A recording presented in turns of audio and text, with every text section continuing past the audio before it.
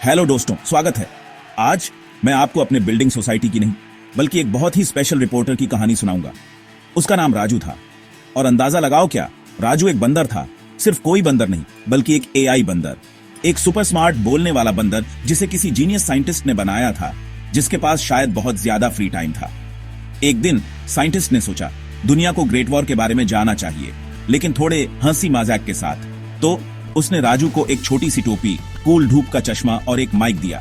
उसने राजू को दुनिया भर के ज्ञान और मेरे पड़ोसी शर्मा अंकल की गॉसिप से भी ज्यादा तेज ह्यूमर से प्रोग्राम किया। और बस ऐसे ही राजू दी एआई मंकी रिपोर्टर का जन्म हुआ, जो फ्रंट लाइंस पर मजा लाने के लिए तैयार था। अब वॉर कॉरेस्पॉन्डेंट बनना आसान नहीं है। आपको बहादुर होना पड़ता है, आपको स्मार्ट होना पड़ता है, और अगर आप राजू हैं तो आपको यह भी सुनिश्चित करना होगा कि कोई आपके केले न चुराए। जब राजू पहली बार आर्मी बेस पर पहुंचा तो सब हैरान रह गए। रिपोर्टर की ड्रेस में एक बंदर। जनरल ने उसे देखा और कहा, यह क्या सर्कस है? राजू ने अपने छोटे चश्मे को ठीक करते हुए अपना माइक पकड़ा और जवाब दिया, सर यह सर्कस नहीं, ब्रेकिंग न्यूज है और मैं स्टार एंकर हूं। इस वॉर की टीआरपी आसमान छूने वाली है। मैं आपको वादा करता हूं। सैनिक जो थके हुए और सीरियस थे, हंसे बिना नहीं रह पाए। उन्होंने ऐसा कुछ पहले कभी नहीं देखा था। राजू सिर्फ एक रिपोर्टर नहीं था, वह एक चलता फिरता बोलता हुआ एंटरटेनमेंट पैकेज था। राजू का मिशन सिंपल था, युद्ध की रिपोर्ट करना, लेकिन अपने अनोखे स्टाइल में। उसे सिर्फ धमाके और उदास चेहरे दिखाने में दिलचस्पी नहीं थी। नहीं, वह इंसानियत का पक्ष दिखाना चाहता था, जीवन का मजेदार पक्ष, यहां तक कि एक खंदक में भी।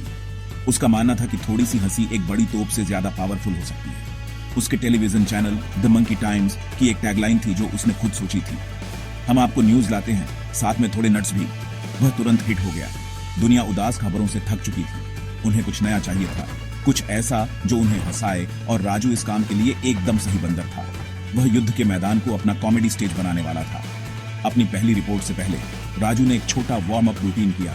वह ऊपर नीचे कूदता, कैमरे पर मजेदार चेहरे बनाता और अपनी ओपनिंग लाइंस का अभ्यास करता। गुड मॉर्निंग ट्रेंचेस, ये राजू है, यहां से लाइव, जहां कीचड़ मेरे केले के प्यार से भी गहरा है। वह अपने माइक में कहता। उसके पास एक स्पेशल बैकपैक था जिसमें उसकी जरूरी चीजें थीं, 2 एक्स्ट्रा माइक, 1 एक्स्ट्रा धूप का चश्मा, अपने फर के लिए एक कंघी और बेशक कम से कम 20 केलों का एक सीक्रेट ढेर।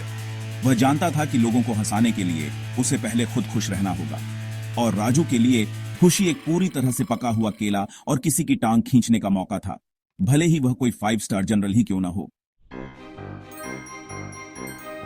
राजू का असल युद्ध के मैदान पर पहला दिन कुछ और ही था। सीन की कल्पना करो, दूर से तोपों की आवाजें आ रही हैं, सैनिक इधर उधर भाग रहे हैं, बहुत गंभीर दिख रहे हैं, और इन सब के बीच एक छोटा सा बंदर है, अपनी टोपी ठीक कर रहा है और अपने नए जूतों पर कीचड़ लगने की शिकायत कर रहा है। ईमानदारी से उसने अपने कैमरामैन बिल नाम के एक घबराए हुए शख्स से बड़बड़ाया, इस जगह को किसने डिजाइन किया है? कोई ठीक से बैठने की जगह नहीं है, लाइटिंग भयानक है और बैकग्राउंड नॉइज बहुत ज्यादा है। एक कलाकार इन हालातों में कैसे परफॉर्म करेगा? एक सैनिक जो रेत के बोरे के पीछे छिपा था, उसने उसकी बात सुनी और जोर से हंस पड़ा। एक पल के लिए वह भूल गया कि वह युद्ध में था। यह राजू का प्रभाव था। वह कहीं भी कॉमेडी ढूंढ सकता था। राजू सिर्फ किनारे पर नहीं खड़ा रहता था। ओह नहीं, वह एक एक्शन रिपोर्टर था। वह सैनिकों के साथ खाइयों में रेंगता, उसका माइक्रोफोन एक हथियार की तरह पकड़ा होता। वह अपना सिर उठाता, चारों ओर देखता और फिर नटकीय अंदाज में वापस नीचे झुक जाता। ठीक है दोस्तों, मैं पुष्टि कर सकता हूं कि वहां बहुत ज्यादा मिट्टी है और कुछ बहुत तेज आवाजें। मेरी सलाह, ईयर प्लग लाओ और शायद समय बिताने के लिए एक अच्छी किताब। वह सैनिकों का इंटरव्यू लेता जब वे अपनी राइफलें साफ कर रहे होते थे। वह ऐसे सवाल पूछता जिनकी कोई और हिम्मत नहीं करता था।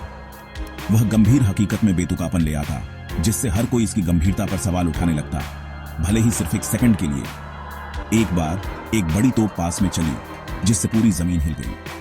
हर कोई छिपने के लिए झुक गया, लेकिन राजू बस वहीं खड़ा रहा, अपना माइक्रोफोन तोप की ओर पकड़े हुए। धमाके के बाद वह कैमरे की ओर मुड़ा।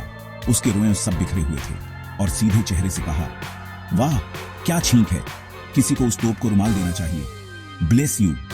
तोप चलाने वाले दल जो उस विशाल हथियार को चलाते थे, अपने कानों पर विश्वास नहीं कर पाए। वे महीनों से उस चीज को चला रहे थे, लेकिन पहली बार उन्होंने इसे कुछ लगभग हास्यपूर्ण देखा। राजू में परिप्रेक्ष्य डालने की एक विशेष प्रतिभा थी, डर की चीजों को मजाक का विषय बनाने की। वह तनाव कम करने में माहिर था। उसकी रिपोर्टिंग लेजेंडरी बन गई। वह ऊपर से उड़ते हुए विमानों को युद्ध मशीनें नहीं बल्कि बहुत गुस्सैल धातु के पक्षी बताता था जो अपना रास्ता भूल गए थे। उसने कंटीले तारों को दुनिया का सबसे अमित्र वेलकम मैट कहा। उसके लिए पूरा युद्ध एक विशाल, अराजक और थोड़ा बेतुका नाटक था और वह उस पागलपन पर टिप्पणी करने वाला मसखरा था। सैनिक अपने सीक्रेट रेडियो पर उसके ब्रॉडकास्ट सुनते थे और हंसी की आवाज अक्सर खाइयों में गूंजती थी। राजू सिर्फ युद्ध की रिपोर्ट नहीं कर रहा था, वह सैनिकों को इससे बचने में मदद कर रहा था, एक एक मजाक करके यह साबित करते हुए कि हंसी वास्तव में सबसे अच्छी दवा है, यहां तक कि युद्ध के मैदान पर भी। राजू के इंटरव्यू उसके शो की जान थे। उसके पास सवाल पूछने का एक ऐसा तरीका था जो सिली भी होते थे और हैरान करने वाले गहरे भी। एक बार वह एक बहुत लंबे, बहुत डरावने जनरल के पास गया जो एक नक्शा देख रहे थे। उनकी पतलून खींचते हुए राजू ने पूछा, एक्सक्यूज मी सर, आपके काम का बहुत बड़ा फैन हूं, एक छोटा सा सवाल, अगर आप यह युद्ध जीत जाते हैं तो क्या आपको आखिरकार इस बिखरी हुई हेयर स्टाइल को ठीक करने का समय मिलेगा? जनरल इतने हैरान थे कि उन्हें समझ नहीं आया कि क्या कहें। उन्होंने अपने सहायक को देखा, फिर राजू को, और फिर जोर से हंस पड़े। उस दिन से जनरल ने यह सुनिश्चित किया कि उनके बाल पूरी तरह से कंघी किए हुए हों, कहीं राजू अपने कैमरे के साथ आसपास न हो। साधारण सैनिकों के साथ उसका इंटरेक्शन और भी मजेदार था। उसने एक युवा सैनिक को आलू छीलते हुए देखा और उसके बगल में बैठ गया। तो राजू ने शुरू किया, माइक को पास रखते हुए, दर्शकों को अपना राज बताओ। क्या तुम ये आलू सेना को खिलाने के लिए छील रहे हो या तुम गुपचुप तरीके से अपनी गर्लफ्रेंड की मूर्ति बनाने की कोशिश कर रहे हो? सैनिक शर्माते हुए बोला, मैं बस आदेशों का पालन कर रहा हूं राजू। राजू ने कैमरे पर आंख मारी। देखा दोस्तों, वे सब यही कहते हैं, लेकिन मैं शर्त लगाता हूं कि घर पर वह अपनी मां के लिए एक संतरा भी नहीं छील सकता। सेना सचमुच एक आदमी को आदमी बनाती है। पूरी पलटन जोर से हंसी और आलू छीलने की ड्यूटी अचानक सबसे लोकप्रिय काम बन गई। राजू की हरकतें उसके शब्दों जितनी ही मशहूर थीं। वह फिजिकल कॉमेडी का उस्ताद था। एक लिव रिपोर्ट के दौरान एक सैनिक का हेलमेट गिर गया और उसके पास लुढ़क गया। बिना एक पल गंवाए राजू ने उसे उठाया, अपने सिर पर रखा। उसने उसका पूरा चेहरा ढक लिया और जगह पर मार्च करना शुरू कर दिया, चीजों से टकराते हुए। वह पैरों वाला एक छोटा मशरूम लग रहा था। जैसा कि आप देख सकते हैं, उसकी दबी हुई आवाज हेलमेट के अंदर से आई। सेना बेहतरीन सुरक्षा उपकरण प्रदान करती है। ये इतना सुरक्षित है कि आप खतरे को आते हुए भी नहीं देख सकते। यह क्लिप वायरल हो गई या 1917 के बराबर। लोग राजू द मशरूम सोल्जर के स्केच पास करते और हंसते। उसकी चीजें उधार लेने की एक शरारती आदत भी थी। एक बार उसने एक इंटरव्यू के ठीक बीच में एक उच्च पदस्थ अधिकारी की आंख से फैंसी मोनोकल छीन लिया। उसने उसे अपनी आंख पर रखा और अधिकारी को देखा। माए माए, राजू ने एक पॉश लहजे में कहा, इतनी करीब से मैं देख सकता हूं कि आपको छुट्टी की सख्त जरूरत है और शायद एक केला। अधिकारी नाराज होने की बजाय साथ दिया और हैरान होने का नाटक किया। राजू में बाधाओं को तोड़ने और हर किसी से जुड़ने की एक जादुई क्षमता थी। सबसे निचले दर्जे के प्राइवेट से लेकर सबसे सम्मानित अधिकारी तक, उन सभी को अपनी भव्य हास्यपूर्ण कहानी के किरदार में बदल देता था। जैसे जैसे युद्ध अपने अंत के करीब आया, माहौल बिगड़ने लगा। हवा में उम्मीद थी, लेकिन बहुत ज्यादा थकावट भी थी। अपने आखिरी ब्रॉडकास्ट के लिए राजू ने मजेदार न होने का फैसला किया। वह रेत के बोरों के ढेर पर बैठ गया, अपनी छोटी टोपी और धूप का चश्मा उतारा और अपनी बड़ी समझदार आंखों से सीधे कैमरे में देखा। मेरे प्यारे दोस्तों, उसने शुरू किया। उसकी आवाज नर्म और विचारशील थी। महीनों से हमने हंसी बांटी है। मैंने तोपों का मजाक उड़ाया है, जनरलों को छेड़ा है और एक ऐसा हेलमेट पहना है जो मेरे लिए बहुत बड़ा था। मजा आया है ना? इकट्ठा हुए सैनिकों ने धीरे से सिर हिलाया, अपने छोटे दोस्त को ध्यान से सुनते हुए। मैं सिर्फ एक बंदर हूँ, उसने अपना माइक पकड़े हुए कहा। मैं आपके बड़े नक्शे, आपकी जटिल रणनीतियां या आपके लड़ने के कारण नहीं समझता, लेकिन मैं एक बात समझता हूँ। मैंने अलग अलग पक्षों के सैनिक देखे हैं और जानते हो क्या, आप सभी एक ही मजाक पर हंसते हैं। आप सभी अपने परिवारों को याद करते हैं। आप सभी खाने की शिकायत करते हैं। वह रुका, अपने शब्दों को अंदर उतरने दिया। करीब से देखने पर आप सभी मुझे एक जैसे लगते हैं। आप दुश्मन नहीं हैं। आप बस वे लोग हैं जिन्हें मिट्टी में खींची गई एक रेखा के अलग अलग किनारों पर खड़े होने के लिए कहा गया है। अगर आप एक बंदर से पूछें तो यह सब थोड़ा अजीब लगता है। फिर उसने अपने बैकपैक से एक केला निकाला। उसने उसे ऊपर उठाया। जीवन इस केले जैसा है, उसने कहा। कभी कभी बाहर से थोड़ा चोटिल और बदसूरत होता है, इस युद्ध की तरह। ये मुश्किल और अनाकर्षक लगता है, लेकिन अगर आपके पास बकवास, गुस्सा और लड़ाई को छीलने का धैर्य है, अंदर यह अभी भी मीठा और अच्छा है।